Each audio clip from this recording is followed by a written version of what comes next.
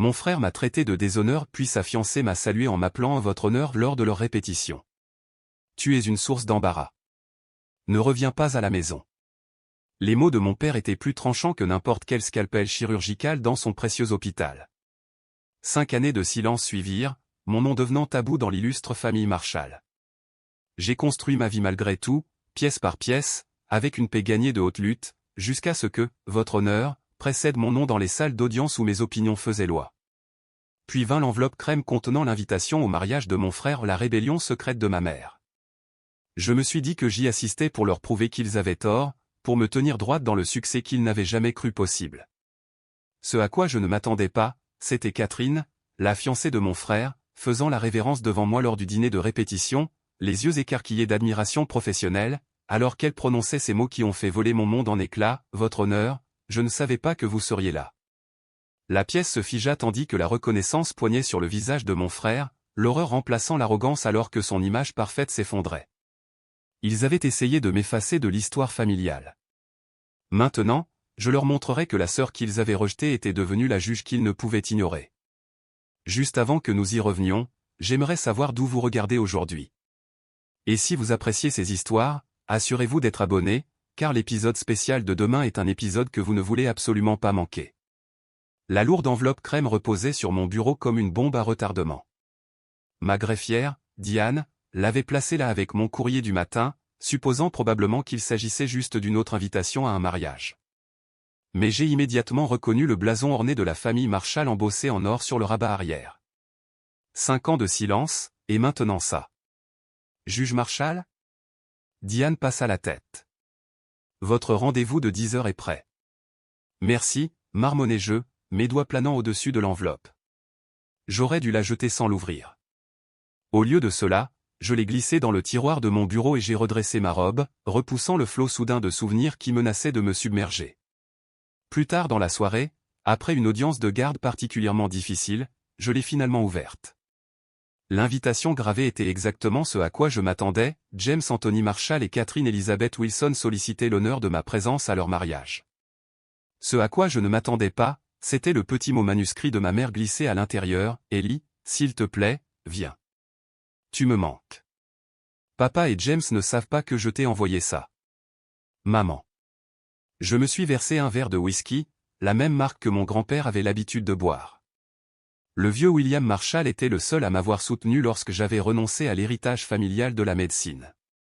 Eleanor, avait-il dit, certaines personnes naissent pour guérir les corps. Je pense que tu es né pour guérir autre chose. Mon téléphone vibra, affichant un SMS de Maya, la seule véritable amie qui m'était restée fidèle à travers tout. Tu l'as reçue? L'invitation?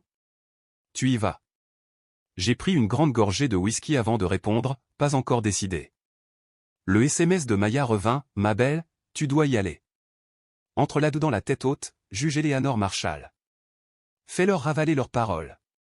Facile à dire pour elle, elle n'avait pas été là pour le dîner de Thanksgiving 5 ans plus tôt, lorsque James s'était levé, verre à la main, et avait annoncé à toute notre famille élargie que je n'étais qu'une déception qui ne contribuerait jamais à rien de significatif dans ce monde. J'ai ouvert mon ordinateur portable et tapé « Catherine Wilson, avocate » dans la barre de recherche. Plusieurs résultats sont apparus, et j'ai cliqué sur son profil dans un cabinet d'avocats d'intérêt public. Sa photo montrait une femme aux yeux intelligents et au sourire chaleureux au pâle épouse trophée que je m'attendais à ce que James choisisse. J'ai parcouru son historique de cas et me suis figé en envoyant un familier. Elle avait comparu dans ma salle d'audience 8 mois plus tôt, représentant un centre communautaire luttant contre l'expulsion. J'avais statué en sa faveur. Elle m'avait remercié formellement, sans aucune indication qu'elle reconnaissait mon nom de famille. Elle ne savait pas qui j'étais alors, mais elle le saurait bientôt. Le lendemain, j'ai visité le cimetière où mon grand-père était enterré. Sa pierre tombale était simple comparée au monument familial Marshall élaboré à proximité. Je me suis agenouillé et j'ai déposé des fleurs fraîches à côté. Je ne sais pas quoi faire, grand-père, ai-je murmuré. Une partie de moi veut y aller juste pour voir l'expression sur le visage de James quand il réalisera ce que je suis devenu, mais une autre partie. Le vent bruissait dans les chênes au-dessus. Je me suis souvenu de la dernière fois que j'avais vu mon grand-père vivant, dans sa chambre d'hôpital. Il m'avait glissé une enveloppe cachetée dans la main. Ouvre ça quand tu seras prête à les affronter à nouveau, avait-il dit. Cette enveloppe était restée dans le tiroir de mon bureau à la maison pendant 3 ans. Peut-être était-il enfin temps de la lire.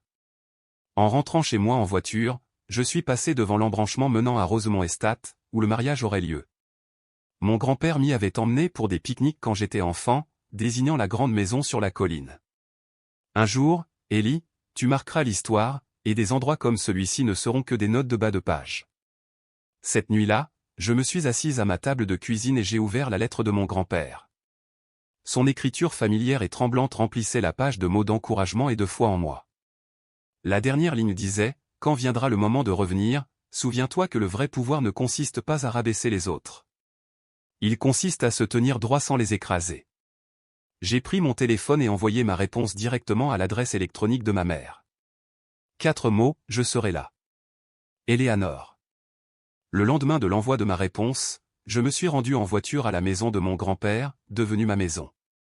Bien que je l'ai entretenue méticuleusement depuis que j'en avais hérité 3 ans auparavant, je m'aventurais rarement dans son bureau. Aujourd'hui, c'était différent. Le bureau sentait le cuir et le tabac à pipe, exactement comme de son vivant. J'ai passé mes doigts sur les dos de ses livres de droit. Mon grand-père avait été le seul non-médecin de la famille avant moi, bien qu'il n'ait jamais exercé le droit. Trop têtu pour ça, avait-il toujours dit avec un clin d'œil. Dans le tiroir du bas de son bureau, j'ai trouvé un album photo que je n'avais jamais vu auparavant. La première page montrait une jeune fille avec des nattes tressées debout à côté d'un garçon légèrement plus âgé, tous deux souriant largement en tenant des cannes à pêche. James et moi, c'était 10 ans. Avant que tout ne change. Tu étais mon héros, ai-je murmuré en touchant le visage souriant de James. Nous avions été proches autrefois, avant que notre père ne commence à emmener James faire ses tournées à l'hôpital, avant que les comparaisons constantes ne commencent, avant que James ne réalise que s'aligner sur les attentes de notre père était la voie vers l'approbation. J'ai feuilleté d'autres photos, des matins de Noël, des vacances d'été, des remises de diplômes. La progression était claire. Sur chaque photo successive, James et moi nous tenions plus éloignés. Son sourire devenait plus confiant à mesure que le mien devenait plus forcé. À ma remise de diplôme du lycée, nous nous touchions à peine sur la photo de famille, et la main de mon père reposait fièrement sur l'épaule de James tandis que je me tenais légèrement à l'écart avec mon grand-père. L'album se terminait par la cérémonie de remise de ma blouse blanche d'étudiante en médecine. Mon grand-père avait pris la photo, la seule raison pour laquelle j'en avais une copie. Mon père rayonnait de fierté, ayant enfin ses 2 enfants suivant l'héritage Marshall en médecine. Si seulement il avait su ce qui allait arriver. J'ai fermé l'album et sorti mon ordinateur portable, ouvrant le document où je gardais mes notes de plaidoirie pour les affaires difficiles. Là, crypté parmi les citations juridiques, se trouvait le journal que j'avais commencé à tenir pendant ma 2e année de médecine, l'année où tout s'est effondré. 15 octobre, aider Sarah à combattre ce propriétaire véreux aujourd'hui. 3 heures à la bibliothèque de droit, et nous avons trouvé la loi qui a sauvé sa caution. L'expression sur son visage quand nous avons gagné ce sentiment était meilleur que n'importe quel diagnostic que j'ai jamais posé. 20 novembre, encore un laboratoire de dissection aujourd'hui. Tout le monde semble s'y engager. Tout ce que je ressens, c'est de l'effroi. Le docteur Maurice a dit que j'avais des mains douées. Papa sera ravi, mais mon cœur n'y est pas. 3 décembre, entendu papa et le docteur Bennett discuter de la manière de documenter cette infection post-opératoire. Ils se couvrent mutuellement. Papa m'a vu écouter et m'a lancé le regard, celui qui dit que la réputation des Marshall passe avant tout, même la vérité. La dernière entrée était la plus douloureuse. 17 janvier, je leur ai dit ce soir. Maman a pleuré. Papa est devenu froid et silencieux, pire que des cris. James m'a traité d'égoïste, a dit que je jetais mon droit d'aînesse pour un caprice à la mode. Seul grand-père a compris. Il m'a serré dans ses bras et a murmuré, « Certaines cages sont en or, Eleanor. Mais ce sont toujours des cages. » J'ai fermé mon ordinateur portable et me suis versé un verre. Le souvenir de cette nuit était encore vif. La voix de mon père, d'un calme mortel, « Si tu abandonnes la médecine, tu abandonnes le soutien financier de cette famille. » Et ma réponse, tremblante mais déterminée, « Alors je suppose que je paierai ma propre voie. » Et je l'avais fait. Les 3 années suivantes furent un enchaînement confus d'emplois à temps partiel, de prêts étudiants et de minuscules appartements au chauffage douteux. Je mangeais des nouilles instantanées et des céréales de marque distributeur pendant que James terminait son internat en chirurgie dans le service de notre père. Je manquais les fêtes de famille parce que je travaillais à la sécurité du centre commercial ou que je servais des tables dans un restaurant. Quand j'y assistais, la conversation tournait inévitablement autour des accomplissements de James, avec des silences éloquents là où des questions sur ma vie auraient dû être posées. Au moment où j'ai obtenu mon diplôme de droit, j'avais presque cessé de m'en soucier. J'étais assise dans le public lors de la remise des diplômes, cherchant des visages familiers et n'en trouvant aucun, jusqu'à ce que j'aperçoive mon grand-père au dernier rang, s'appuyant sur sa canne mais rayonnant de fierté. Ce sont des imbéciles, avait-il dit ensuite, me serrant fort dans ses bras. Mais un jour, ils verront ce que je vois. Il n'a pas vécu pour assister à mon ascension dans les rangs juridiques, mais sa foi en moi n'a jamais faibli. Pendant sa dernière maladie, je lui rendais visite après le tribunal, toujours en tailleur, et je lui parlais de mes affaires. « Tu vas être extraordinaire », murmurait-il, sa voix s'affaiblissant à chaque fois. Le dîner de Thanksgiving qui mit fin à tout arriva 6 mois après sa mort. Je n'y étais allé que parce que ma mère m'en avait supplié. Elle avait promis que ce ne serait qu'en famille. Mais je suis arrivé pour trouver la maison pleine de parents éloignés, de collègues de l'hôpital de mon père et des confrères chirurgiens de James. Mon père avait réuni tout le monde pour le don annuel à la Fondation médicale Marshall. Un par un, les membres de la famille annoncèrent leur contribution. Quand vint mon tour, je dus admettre que je ne pouvais pas égaler leurs milliers, je remboursais encore mes prêts étudiants, joignant à peine les 2 bouts en tant que défenseur public. James s'était alors levé, élégant et séduisant dans son costume de marque. Je pense que ce que ma sœur veut dire, c'est que certains d'entre nous contribuent à la société tandis que d'autres ne font que prendre. Il avait levé son verre. À l'héritage Marshall. Puissent certains d'entre nous continuer à le défendre. Le silence qui suivit fut assourdissant. J'avais regardé autour de la table les visages de ma famille, certains embarrassés, certains narquois, aucun ne me défendant et j'avais réalisé que cela ne changerait jamais. J'avais posé ma serviette à côté de ma part de tarte à la citrouille intacte, je m'étais levé sans un mot et j'étais sorti. Ce n'est que maintenant, en fixant l'invitation de mariage sur mon bureau, que je réalisais que je n'avais cessé de m'éloigner depuis. L'odeur du café frais emplissait mon cabinet alors que j'examinais les notes de l'affaire pour l'audience du matin. Au mur était accroché mon diplôme de droit, mon certificat d'admission au barreau et une photo de la juge Harriet Wells me remettant la robe de juge. Pas de photo de famille, pas d'héritage Marshall. C'était mon monde maintenant, construit à partir de rien. Juge Marshall ? Ma greffière frappa doucement. L'affaire de garde Anderson est prête. J'ai hoché la tête, me levant et ajustant ma robe. À 32 ans, on me prenait encore parfois pour une greffière. La plus jeune juge jamais nommée dans le district, et certainement la seule Marshall à porter ce type particulier de robe noire. Le chemin jusqu'ici n'avait pas été facile.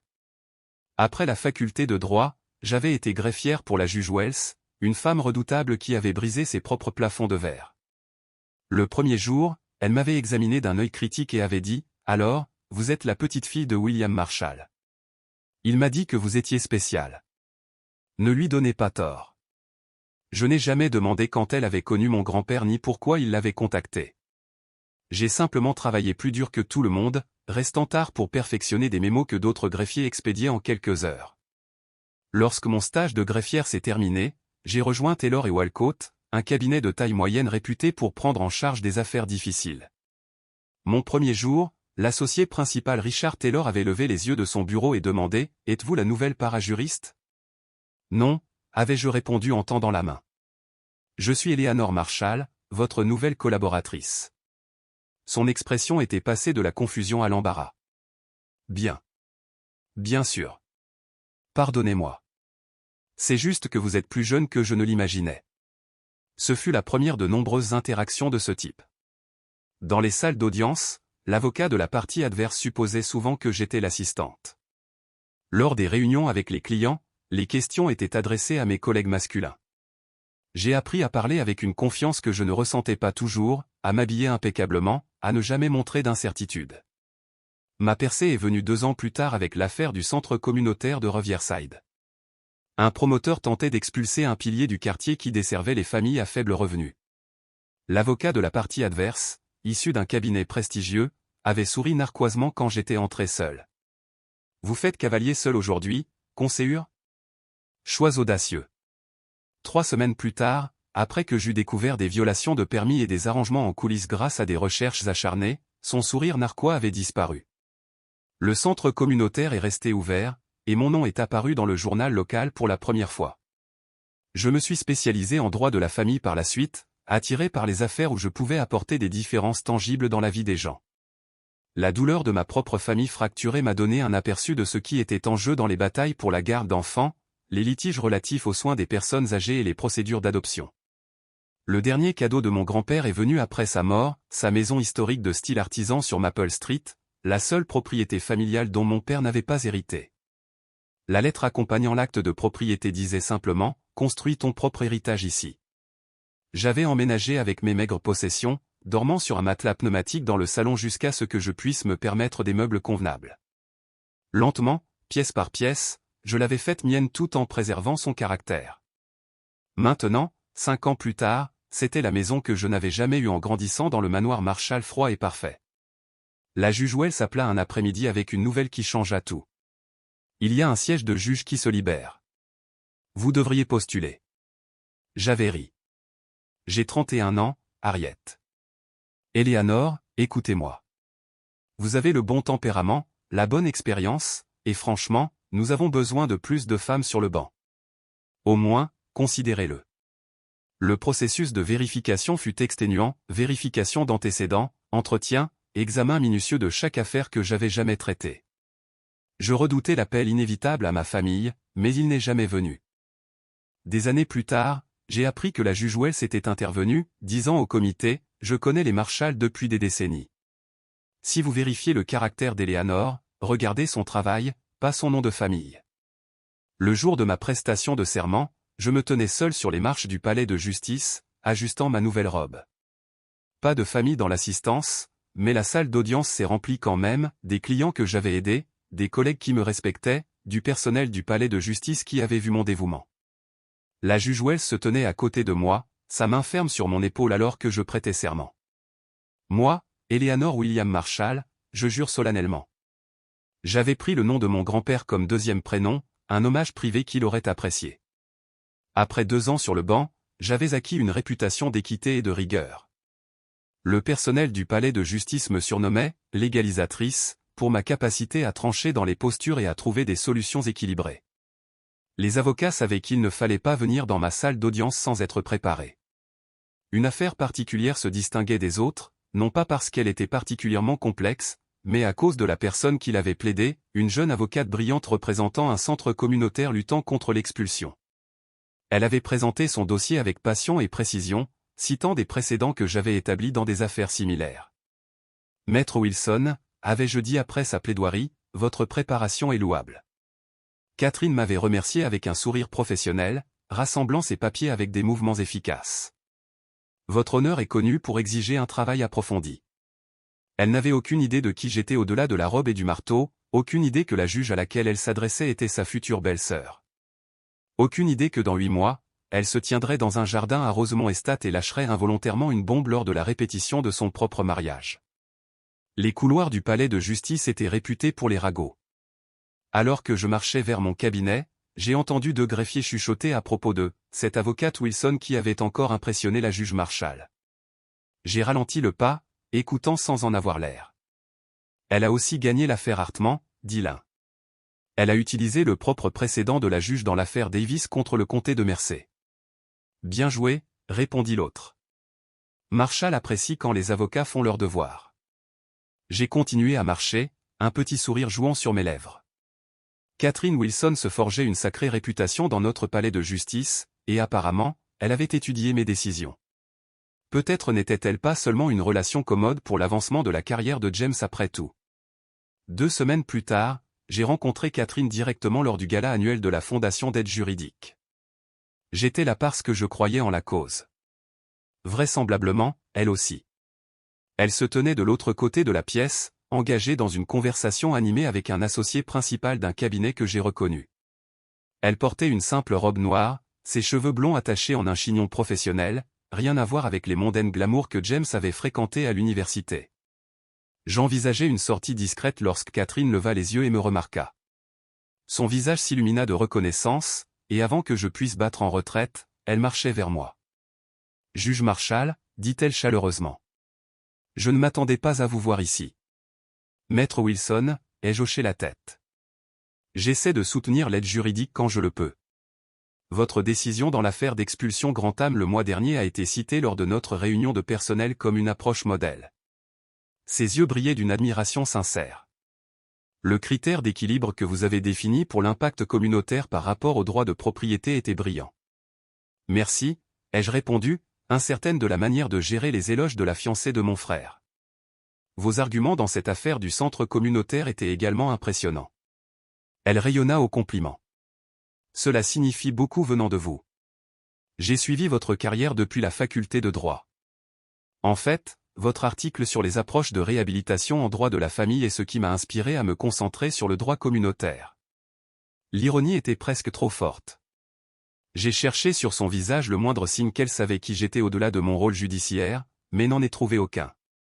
Soit Catherine était une actrice extraordinaire, soit James ne lui avait jamais montré de photos de famille, ou peut-être n'avait-il jamais mentionné qu'il avait une sœur. Juste au moment où j'avais du mal à savoir comment répondre, un collègue l'appela de l'autre côté de la pièce. « Je devrais y aller, dit-elle en s'excusant, mais j'espère que nous pourrons nous reparler un jour, votre honneur. J'aimerais en savoir plus sur votre approche de la médiation dans les litiges de propriété. » Elle s'éloigna précipitamment, me laissant avec mon champagne et mes pensées. Qu'est-ce que James lui avait raconté exactement sur sa famille, sur moi? Au cours des mois suivants, Catherine comparut 2 fois de plus dans ma salle d'audience. Chaque fois, son travail juridique était exceptionnel, son attitude professionnelle. En dehors du tribunal, lors d'événements juridiques, elle me saluait avec respect mais maintenait une distance appropriée. Pas une seule fois elle n'a indiqué connaître mon lien avec James. Ma curiosité finit par l'emporter. Utilisant mon accès judiciaire, j'ai effectué une vérification des antécédents de Catherine Elizabeth Wilson. Son dossier était impressionnant, diplômée avec mention de la faculté de droit de Georgetown, greffière pour un juge fédéral respecté, elle avait refusé des offres lucratives de cabinet pour travailler dans le droit d'intérêt public. Ses affaires se concentraient sur les droits au logement, la préservation communautaire et le droit des personnes âgées et des questions qui touchaient de vraies personnes, pas des entreprises. En d'autres termes, elle ne ressemblait en rien à ce que j'aurais attendu de la partenaire de James. Mon frère avait toujours gravité vers des personnes qui rehaussaient son image, belles, connectées, riches, avec des noms de famille prestigieux. Catherine ne semblait se soucier de rien de tout cela. Lors d'une conférence judiciaire en avril, nous nous sommes retrouvés assises à la même table pour le déjeuner. Après une conversation générale avec nos compagnons de table, Catherine se tourna directement vers moi. « Juge Marshall, puis-je vous demander conseil sur quelque chose ?» « Bien sûr, ai-je répondu, curieuse. »« Je me marie dans quelques mois, dit-elle en tortillant nerveusement sa bague de fiançailles. Et la famille de mon fiancé est, eh bien, ils sont très traditionnels, accomplis. Le genre de personnes qui ont le même menu de dîner de Noël depuis 5 générations. J'ai failli m'étouffer avec mon eau. Cela semble difficile. Ça l'est, soupira-t-elle. Je viens d'un milieu complètement différent. Mes parents sont enseignants. Nous mangions de la pizza dans des assiettes en carton pour les occasions spéciales. Elle sourit avec tristesse. J'ai terriblement peur de dire ou de faire la mauvaise chose. Le sens de l'humour de l'univers était vraiment tordu. Voici Catherine, inquiète de s'intégrer à ma famille, me demandant conseil à moi, la brebis galeuse qu'ils avaient rejetée. D'après mon expérience, dis-je prudemment, les familles comme ça se soucient surtout de l'authenticité. Soyez vous-même, pas celle que vous pensez qu'ils veulent que vous soyez. Elle parut soulagée. C'est en fait très utile. Mon fiancé n'arrête pas de me donner ses instructions complexes sur la façon d'agir, sur qui impressionner. C'est épuisant. On dirait que c'est lui qui est nerveux, observai-je, me demandant ce que James lui avait raconté sur les illustres Marshall. Il l'est, admit-elle. Il parle de sa famille comme s'ils étaient de la royauté, mais ensuite il devient bizarre quand je pose des questions, comme s'il cachait quelque chose. Elle parut soudain embarrassée. Je suis désolé, je ne devrais pas vous importuner avec des affaires personnelles. Ce n'est rien, l'assurai-je, luttant contre l'envie de tout lui dire. Le stress du mariage affecte tout le monde différemment. Alors qu'elle me remerciait et se tournait pour parler à un autre compagnon de table, je me demandais ce que James dirait s'il savait que sa fiancée venait de se confier à la sœur qu'il avait cataloguée comme un échec. 3 semaines avant le mariage, ma mère appela. J'ai failli refuser quand j'ai vu le numéro, mais quelque chose m'a poussé à répondre. Éléanore? Sa voix semblait plus âgée, plus hésitante que dans mon souvenir. Tu viens au mariage? J'ai répondu favorablement, répliquai-je prudemment. Oui, oui, j'ai reçu ton courriel. Elle marqua une pause. C'est juste que ton père ne sait pas que je t'ai invité. Ni James. J'ai fermé les yeux, soudain épuisé. Alors, tu veux que je reste à l'écart après tout? Non. La force de sa réponse me surprit. Non, Éléanore, je veux que tu sois là. Tu m'as terriblement manqué. C'est juste, ce sera peut-être un choc pour eux. Bien, dis-je avant de pouvoir me retenir. Elle resta silencieuse un moment.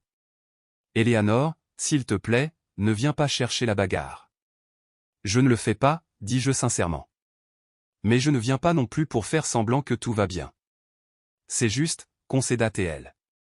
Voudras-tu dîner avec moi la semaine prochaine? Juste nous deux. La demande me prit au dépourvu. En 5 ans, ma mère avait fait un effort minimal pour maintenir le contact, des cartes d'anniversaire occasionnelles, des vœux de Noël génériques.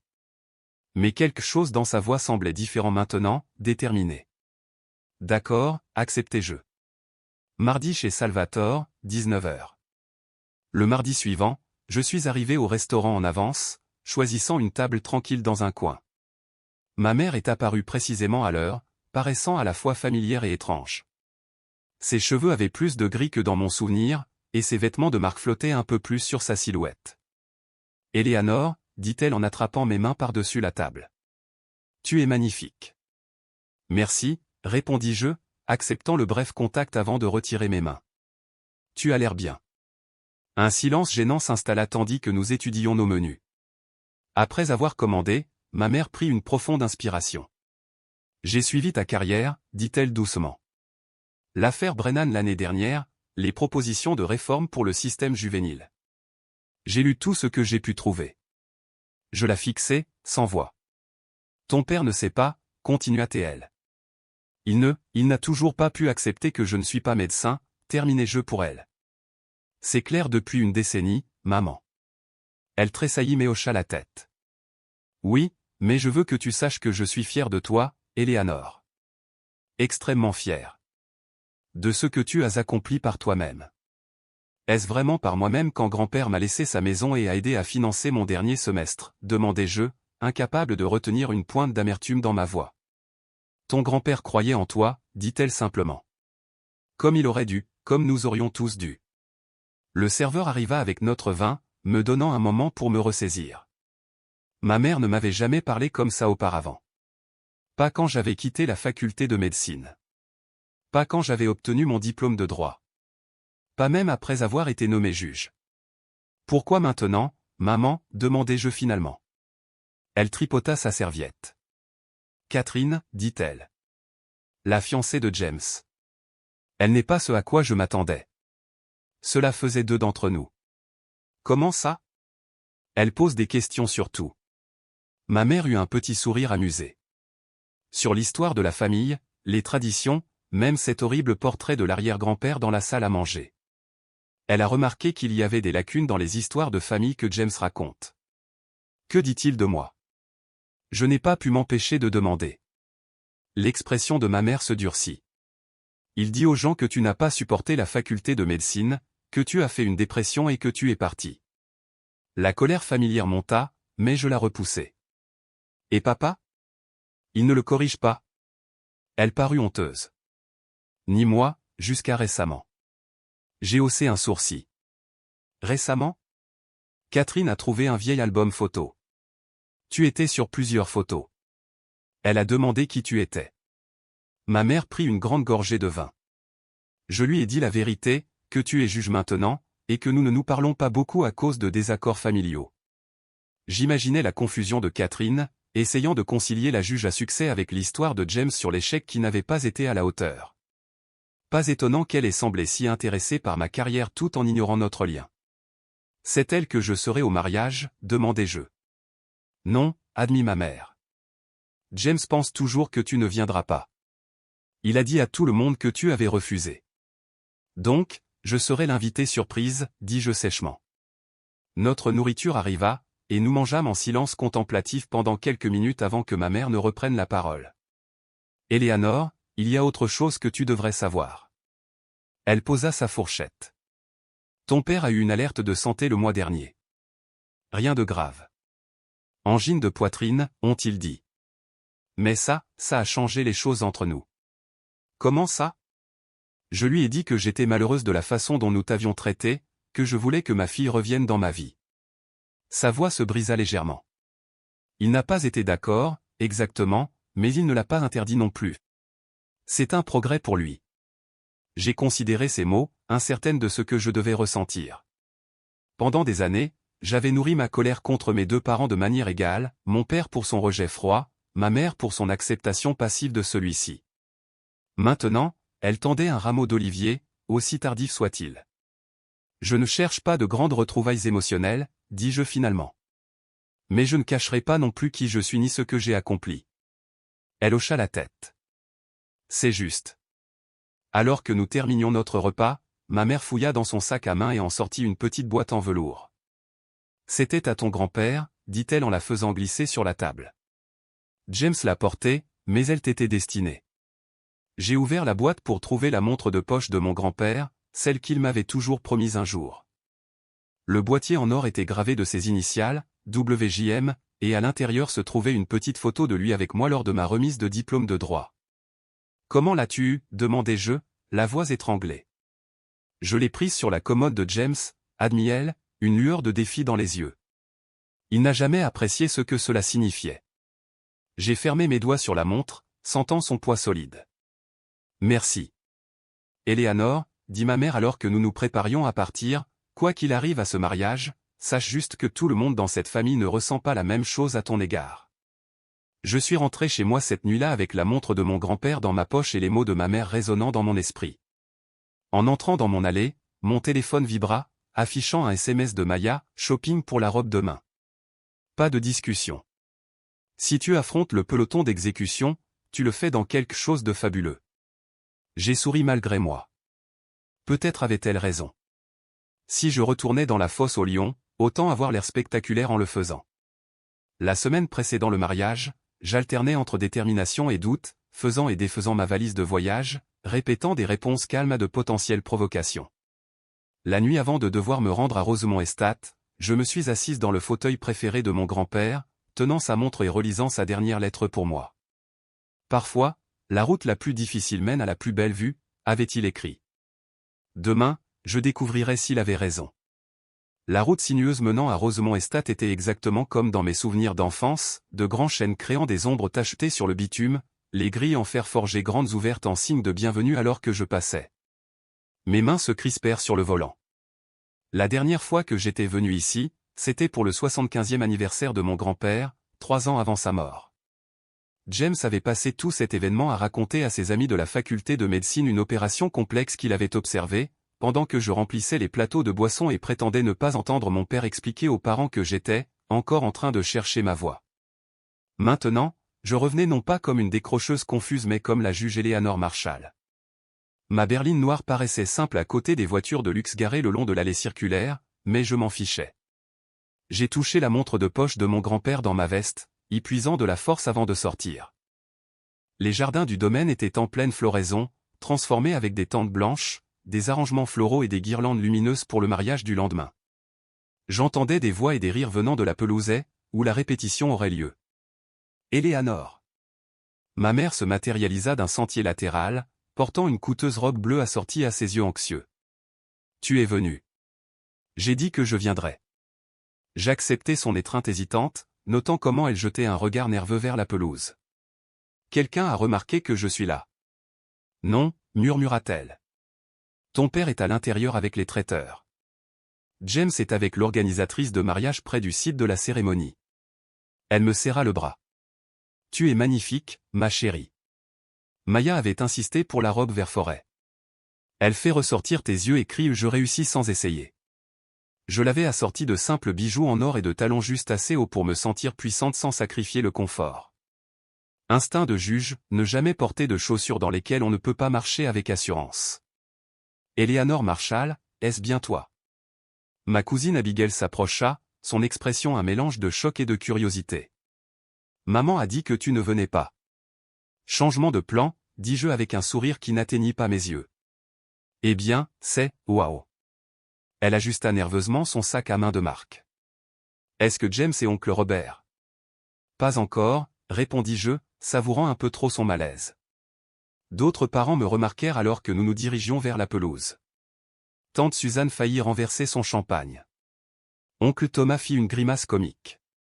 Deux des collègues de mon père chuchotèrent derrière leurs mains. Je gardai le menton haut, répondant à leurs salutations surprises par des hochements de tête polis. Devant, je pouvais voir James diriger un fleuriste, faisant des gestes emphatiques vers une arche de roses blanches. Il avait l'air le même, beau de cette manière soignée, ses mouvements confiants et autoritaires. Je pris une profonde inspiration, me préparant à la confrontation. Mais ce fut Catherine que j'aperçus en premier. Elle se tenait légèrement à l'écart du cortège nuptial, vérifiant quelque chose sur son téléphone. Elle portait une simple robe d'été blanche, ses cheveux blonds lâches sur ses épaules. Quand elle leva les yeux et me vit, son visage se transforma d'une joie sincère. « Votre honneur » appela-t-elle en se précipitant vers moi. Les conversations autour de nous se turent tandis que les têtes se tournaient pour regarder. Catherine s'approcha avec une légère révérence respectueuse, une charmante habitude que j'avais remarquée dans ma salle d'audience. « Je ne savais pas que vous seriez là. » Sa voix porta clairement sur la pelouse soudainement silencieuse. James se retourna brusquement, son expression passant de la confusion au choc puis à l'horreur en l'espace de quelques secondes. Nos regards se croisèrent par-dessus l'épaule de Catherine. La juge Marshall est une amie de la famille, continua Catherine, inconsciente de la tension crépitant dans l'air. Pas exactement, dis-je doucement, gardant les yeux sur mon frère. James se dirigea vers nous, son visage se vidant de sa couleur. Eleanor, dit-il sèchement. C'est inattendu.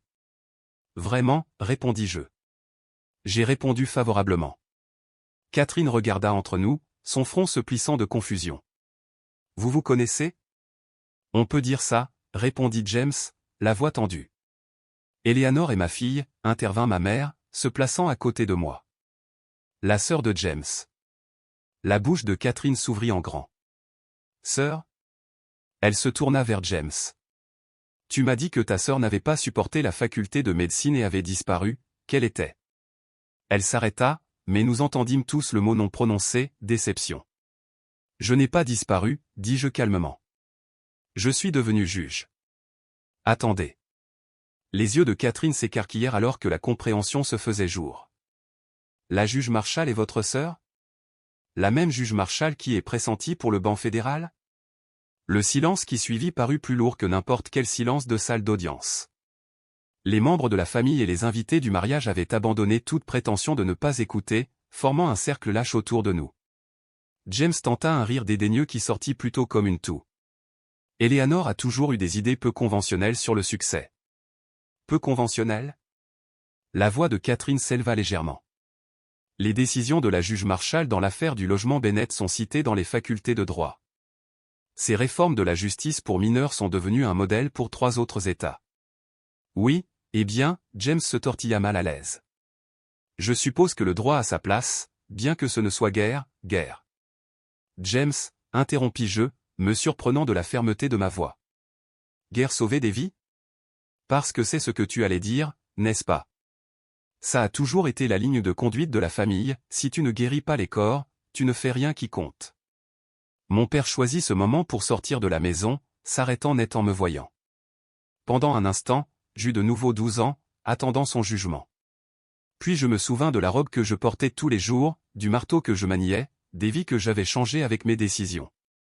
Papa, appela James, une pointe de désespoir dans la voix. Étais-tu au courant de ça? Mon père s'approcha lentement, paraissant plus âgé que dans mon souvenir. Ta mère a mentionné la possibilité, dit-il prudemment. Ses yeux m'évaluèrent avec une précision clinique. Tu as l'air bien, Eleanor. Merci, répondis-je, ni chaleureuse ni froide. Je vais bien. Catherine fixait toujours James, son expression se durcissant. Tu m'as dit que ta sœur était une décrocheuse perturbée. Tu n'as jamais mentionné quelle était la juge Eleanor Marshall. Je ne pensais pas que c'était pertinent, marmonna James. Pas pertinent? La voix de Catherine s'éleva de nouveau. James, j'étudie ces affaires depuis la faculté de droit. J'ai plaidé dans sa salle d'audience. J'ai cité ses opinions dans mes mémoires. Une vague de chuchotements se répandit parmi les badauds. Quelqu'un, je crois que c'était oncle Thomas, laissa échapper un sifflement bas. Peut-être devrions-nous poursuivre cette discussion en privé, suggéra mon père, regardant autour de lui l'audience grandissante. Pourquoi, demandai-je. James n'a pas ressenti le besoin d'intimité quand il a annoncé à tout le monde lors du dîner de Thanksgiving que je n'étais qu'une déception qui ne contribuerait jamais à rien de significatif dans ce monde. James tressaillit. C'était il y a 5 ans, Eleanor. Et tu as abandonné une prestigieuse carrière médicale pour laquelle la plupart des gens tueraient. J'ai abandonné une voie qui n'était pas la mienne, le corrigeai-je. Tout comme grand-père l'a fait quand il a choisi les affaires plutôt que la médecine. C'était différent, intervint mon père. Vraiment, répliquai-je. Ou était-ce seulement acceptable parce qu'il était un homme faisant son propre choix, alors que je n'étais qu'une fille qui devait faire ce qu'on lui disait? Mon père n'eut pas de réponse à cela. Catherine, cependant, n'avait pas terminé. Elle se tourna vers James, retirant sa bague de fiançailles avec des mouvements délibérés. J'ai besoin de temps pour réfléchir, dit-elle doucement, plaçant la bague dans sa paume. Il ne s'agit pas seulement de ta sœur, James. Il s'agit du fait que tu m'as menti, sur qui tu es, qui est ta famille. Elle me regarda, puis se retourna vers lui. Si tu pouvais mentir sur quelque chose d'aussi fondamental, quoi d'autre ne m'as-tu pas dit? Sans attendre de réponse, elle s'éloigna vers la maison d'hôte. James la regarda s'éloigner, puis fixa la bague dans sa main, son visage un mélange de colère et de confusion. « Es-tu satisfaite maintenant » me demanda-t-il amèrement. « Tu as réussi à ruiner mon mariage avant même qu'il n'ait lieu. »« Je n'ai pas fait ça, James, dis-je doucement. Ta propre malhonnêteté l'a fait. » Il partit en trombe vers la maison principale, me laissant debout avec mes parents et un cercle de parents stupéfaits. Le silence s'étira inconfortablement jusqu'à ce que ma mère prenne la parole. « Je pense, dit-elle avec un calme remarquable, que nous pourrions tous prendre un rafraîchissement. Le dîner sera servi dans 30 minutes. » Alors que la foule se dispersait, mon père resta, m'étudiant avec une expression indéchiffrable.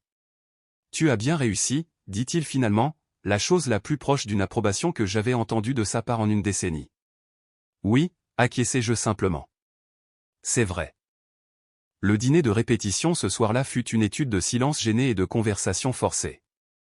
James n'apparut qu'au moment de la soupe, le visage fermé. Catherine resta absente. J'étais assise entre ma mère et tante Suzanne, répondant aux questions sur mon choix de carrière intéressant, de la part de parents qui semblaient soudain fascinés par le système juridique. « Alors, tu envoies vraiment des gens en prison » demanda oncle Thomas, comme si j'avais avoué un passe-temps exotique. « Quand c'est approprié » répondis-je en sirotant mon eau. Bien qu'une grande partie de mon rôle concerne des affaires civiles, litiges de propriété, arrangements de garde, conflits commerciaux. Eleanor s'est spécialisée en droit de la famille avant de devenir juge, ajouta ma mère avec une fierté inattendue. Elle était connue pour trouver des solutions là où d'autres ne voyaient que des problèmes. Je la regardais, surprise par la précision de ses connaissances. Peut-être avait-elle vraiment suivi ma carrière depuis le début. James picora sa nourriture, participant à peine à la conversation jusqu'à ce qu'un de ses garçons d'honneur, un collègue chirurgien nommé David, fasse une tentative mal avisée pour détendre l'atmosphère. Eh bien, qui l'aurait cru? La brebis galeuse est devenue la star. Il leva son verre avec un grand sourire. À la juge Marshall. S'il vous plaît, non, dis-je doucement, mais plusieurs invités avaient déjà levé leur verre. James posa sa fourchette avec un cliquetis. Elle n'est pas une star, dit-il froidement. Elle a abandonné. Quand la médecine est devenue trop difficile, elle est partie. Ne prétendons pas que décrocher est quelque chose à célébrer. La table se tut de nouveau.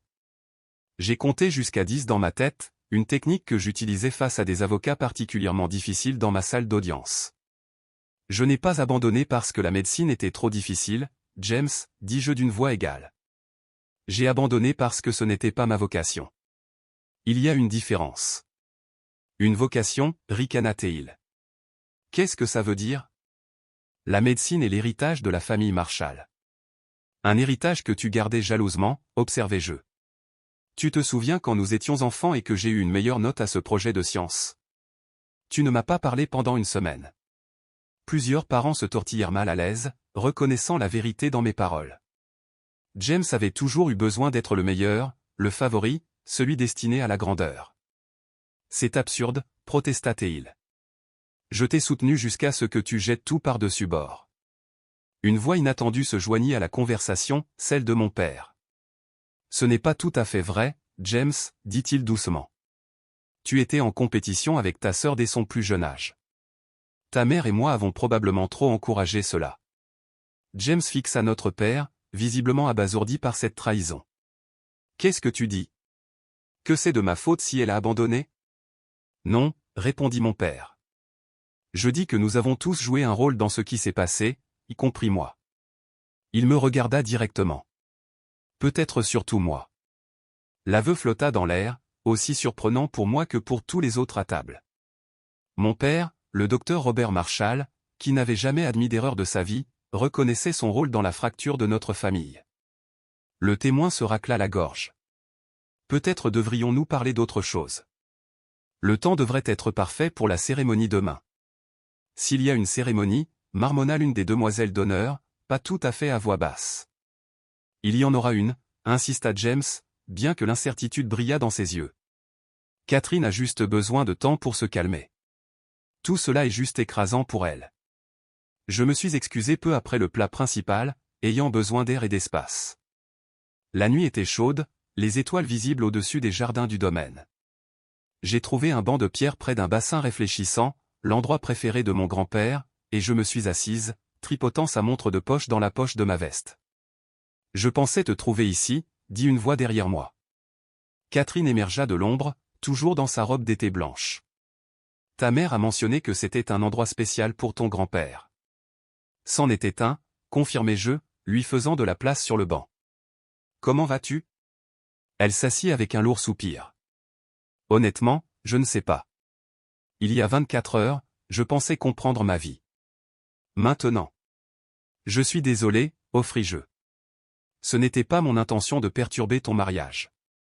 Ce n'était pas toi, dit-elle fermement. C'était James, depuis tout ce temps. Elle secoua la tête. Je n'arrive pas à croire que je ne l'ai pas vu. La façon dont il détournait toujours les conversations sur sa famille, les photos manquantes, les incohérences dans ses histoires. Elle marqua une pause. Puis-je vous demander quelque chose, juge Marshall? Éléanore, corrigeai-je doucement. Eh oui.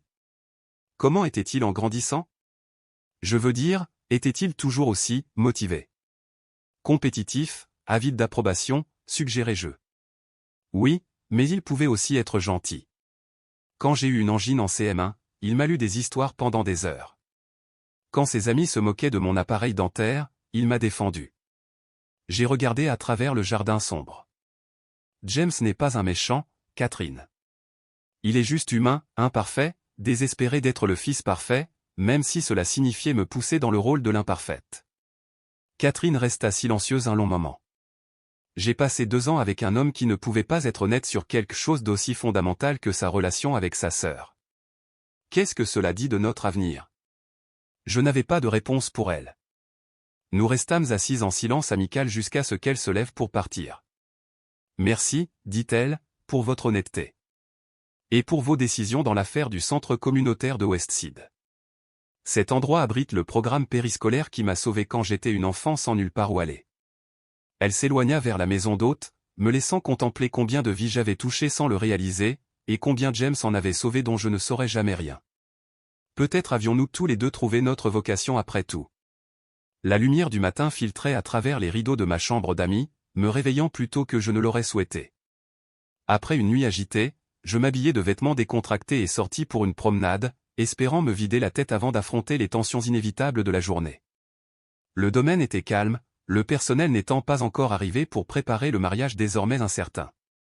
Je suivis un sentier familier jusqu'au petit étang où mon grand-père m'avait appris à pêcher, surprise de trouver Catherine assise sur le quai, les pieds ballants au-dessus de l'eau. « Tu n'as pas pu dormir non plus ?» demandai-je en la rejoignant. Elle secoua la tête. « Je suis ici depuis des heures, à réfléchir. » Nous restâmes assises en silence, observant une famille de canards glisser sur la surface de l'eau. Finalement, Catherine parla. « J'ai besoin de savoir quelque chose, et j'ai besoin que vous soyez complètement honnête. Quel genre d'homme est vraiment votre frère? J'ai soigneusement réfléchi à ma réponse. Ambitieux, fier, désespéré d'approbation, surtout de la part de notre père. Parfois arrogant. Je fis une pause. Mais aussi brillant, dévoué à ses patients, capable d'une grande compassion quand cela compte le plus. Est-il l'homme que je pensais épouser? Insista TL. Vous seul pouvez répondre à cela, répondis-je. Mais je dirais ceci, les gens sont rarement tout bons ou tout mauvais. James a créé un récit sur moi qui était injuste et faux. C'était mal, mais cela venait de ses propres insécurités, pas de la méchanceté. Catherine se tordit les mains sur ses genoux. Il est venu à la maison d'hôte hier soir. Nous avons parlé jusqu'à l'aube. Et il a tout admis, comment il s'était valorisé en vous rabaissant, comment il avait eu terriblement peur que je le méprise si je savais que sa sœur avait plus de succès. Elle soupira. Il semblait sincèrement désolé. Pour la première fois depuis que je le connais, il était complètement vulnérable. Pas de faux semblants, pas de performance. Cela ne ressemble pas au James que je connais, admis-je. Les gens peuvent changer, dit-elle doucement. S'ils le veulent vraiment. Croyez-vous qu'ils le veuillent? Je pense que oui, hocha-t-elle la tête. Mais je lui ai aussi dit que j'avais besoin de temps, que le mariage devait être reporté. Avant que je puisse répondre, une agitation s'éleva en direction de la maison principale. Un membre du personnel courait vers nous. Mademoiselle Wilson. Juge Marshall. C'est le docteur Marshall, l'aîné. Il s'est effondré. Nous nous précipitâmes vers la maison, trouvant mon père assis dans un fauteuil de la bibliothèque, ma mère planant anxieusement à proximité. Un jeune homme que je reconnus comme l'un des collègues médecins de James lui prenait le pouls. C'est juste une angine de poitrine, insista mon père, bien que son visage fût pâle. Pas besoin de tout ce remue-ménage. Nous avons quand même appelé une ambulance, dit fermement ma mère. Robert, s'il te plaît, ne discute pas. James fit irruption dans la pièce, trousse médicale à la main. Que s'est-il passé? Demanda-t-il, passant immédiatement en mode médecin. Votre père a ressenti une douleur thoracique en montant les escaliers, expliqua le collègue. Son pouls est légèrement irrégulier mais stable. James s'agenouilla à côté de notre père, prenant en charge l'examen avec une efficacité exercée. Je me tins en retrait, me sentant soudain déplacé dans cette scène médicale, jusqu'à ce que les yeux de mon père rencontrent les miens par-dessus l'épaule de James. Eleanor, appela-t-il faiblement. Viens ici, s'il te plaît. Surprise, je m'approchai du fauteuil. Mon père tendit la main et prit la mienne dans la sienne, la première fois qu'il me touchait en 5 ans.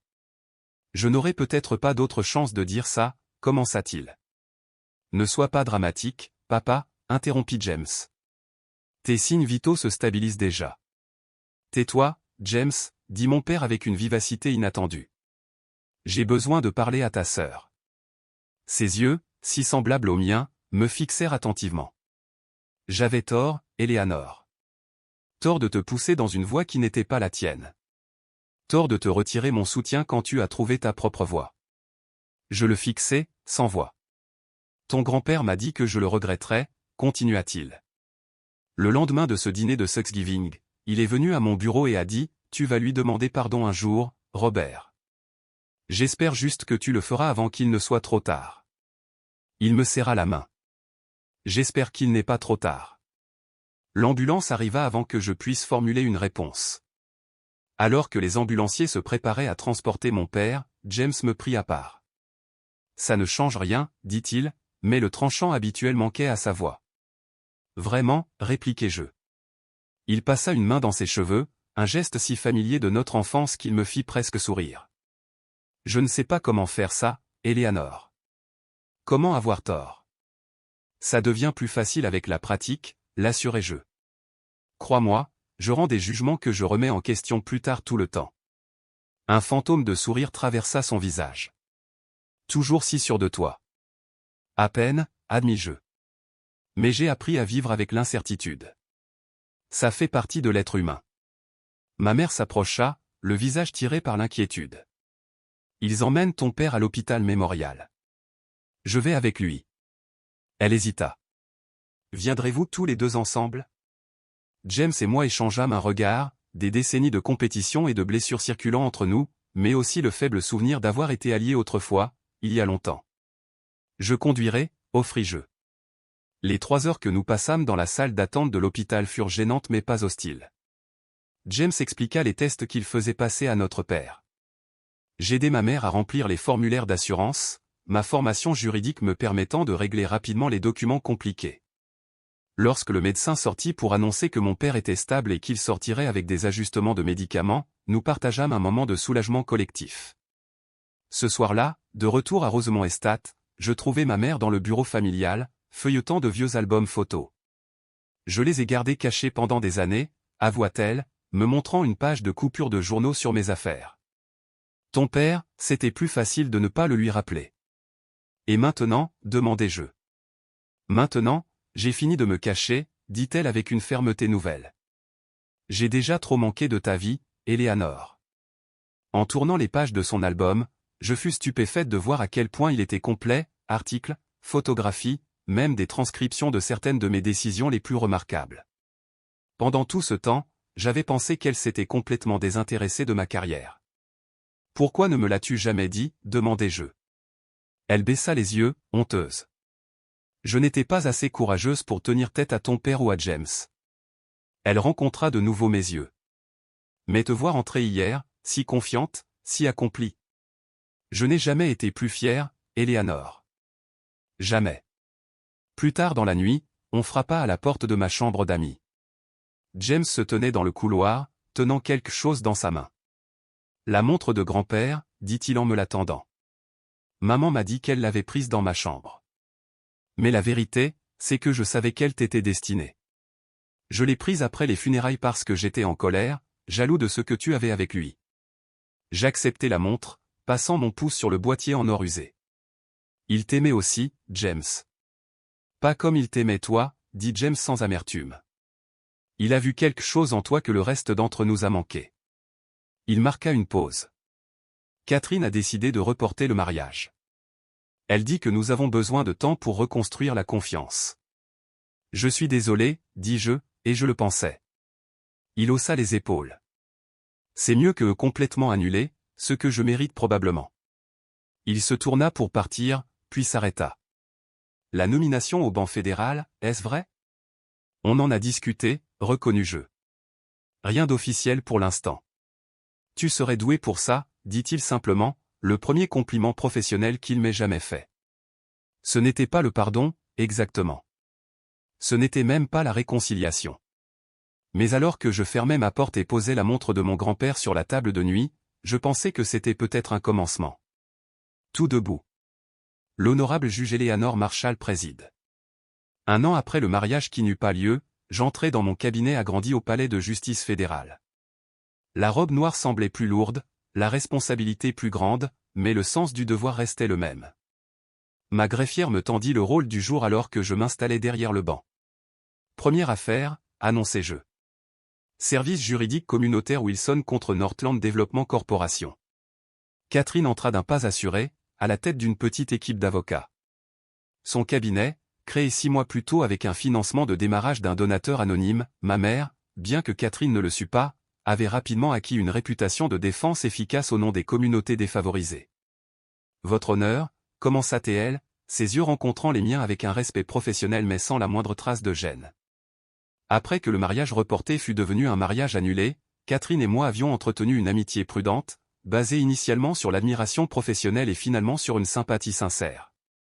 L'affaire se déroula sans heurts, les deux parties présentant des arguments solides. Pendant une brève suspension, Catherine s'approcha du banc. Juge Marshall, dit-elle formellement, puis baissa la voix. Eleanor, je voulais vous le dire avant que vous ne l'appreniez ailleurs, James m'a appelé hier soir. Mon sourcil se haussa involontairement. Oh. Il est de retour de sa 2e mission avec Médecins sans frontières, expliqua-t-elle. Il semble différent, plus posé.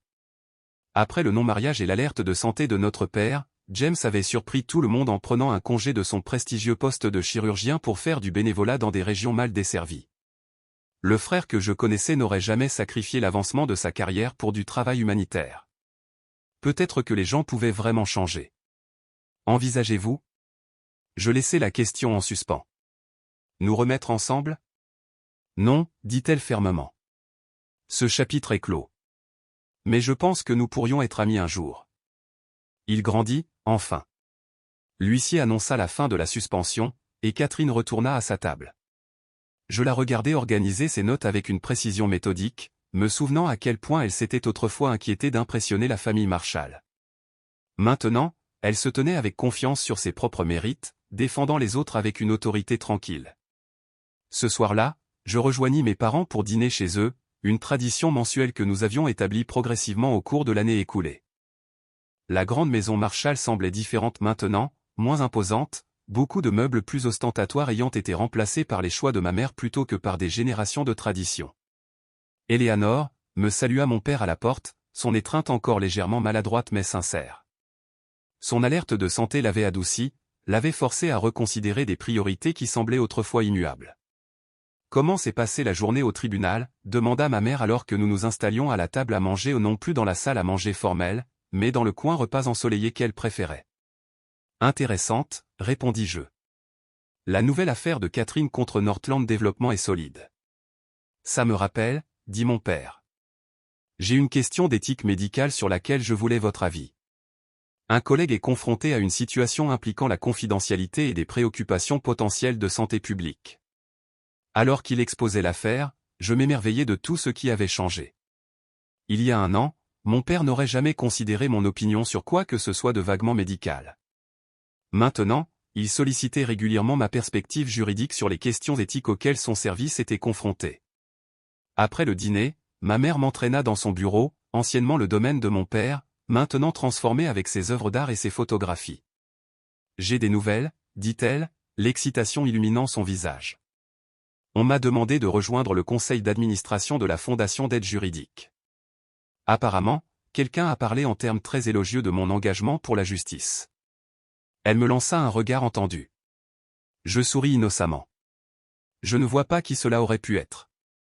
Je sais que c'était toi, dit-elle en me serrant la main. Merci d'avoir cru que je pouvais être plus qu'une simple épouse de médecin. Alors que je rentrais chez moi cette nuit-là, mon téléphone sonna. Le nom de James apparut à l'écran, une occurrence rare malgré nos timides avancées vers la réconciliation. Eleanor, dit-il quand je répondis. Tu as une minute ? Bien sûr, répondis-je en mettant l'appel sur haut-parleur. Comment était Médecins sans frontières ? Une leçon d'humilité, admit-il. Il s'avère que je ne suis pas le plus grand chirurgien du monde quand je travaille sous une tente avec un équipement minimal. Il marqua une pause. En fait, c'est en partie pour ça que j'appelle. J'envisage un changement de spécialisation, en me concentrant sur le développement de techniques chirurgicales pour les environnements à faibles ressources. Cela semble significatif, dis-je, sincèrement impressionné.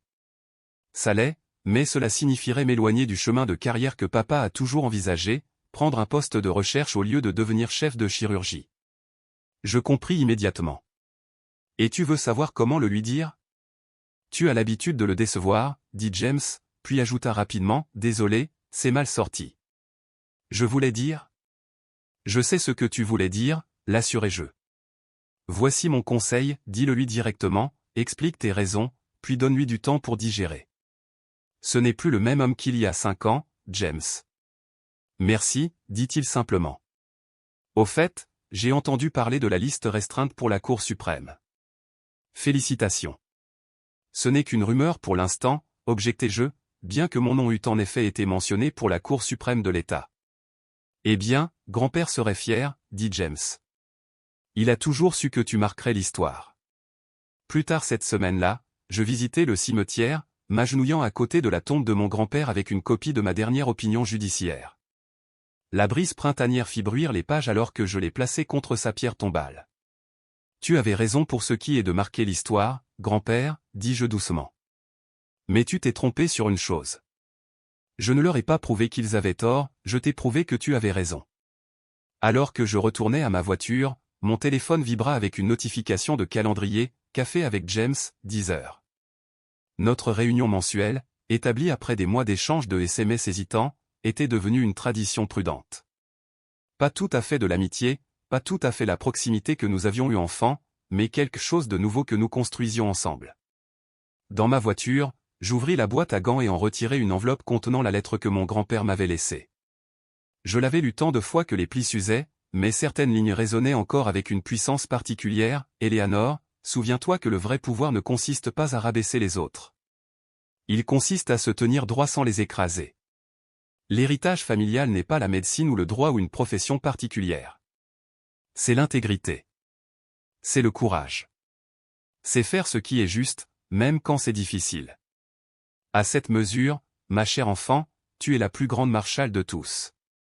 Je rangeai la lettre, démarrai ma voiture et roulai vers l'avenir, pas celui que mon père avait prévu pour moi, ni même celui que j'avais imaginé pour moi-même, mais un avenir que j'avais construit, décision par décision, choix par choix. Mon propre héritage, écrit de ma propre main. Je touchai la montre de poche de mon grand-père, désormais un élément permanent dans la poche de ma veste, et je souris. La vue était magnifique, en effet. Que feriez-vous si la famille qui vous a rejeté devait soudainement faire face à votre succès? Pourriez-vous trouver le pardon, ou choisiriez-vous la justification? Faites-moi savoir ce que vous en pensez dans les commentaires ci-dessous. Si cette histoire de rédemption familiale et de reconquête de votre pouvoir a résonné en vous, veuillez aimer et vous abonner pour plus de voyages émotionnels. De nouvelles histoires postées chaque